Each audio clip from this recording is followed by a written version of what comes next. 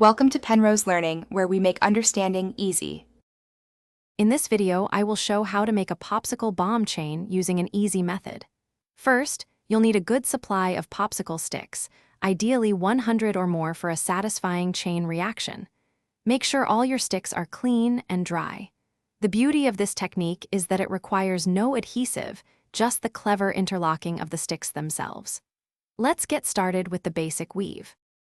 To begin, take 2 popsicle sticks and lay them parallel to each other, leaving a small gap of about 1 inch between them. Next, position a third stick perpendicularly across the first 2, resting on top. Now, take a fourth stick and carefully weave it underneath the first parallel stick and then over the second. This creates the foundational lock for your chain. Once you have the basic weave established, you can start extending your chain. Continue adding sticks one by one, always ensuring that each new stick interlocks with the previous ones, holding them firmly in place.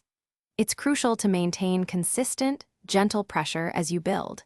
This keeps the structure stable and prevents premature release, allowing your chain to grow longer and more impressive. Now for the exciting part.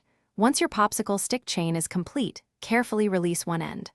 The stored tension will cause a spectacular chain reaction, sending the sticks flying in a satisfying explosion. It's a truly impressive sight. And speaking of impressive, if you're looking to upgrade your home, check the description for a link to the Shark AI Ultra Robot Vacuum and other great deals.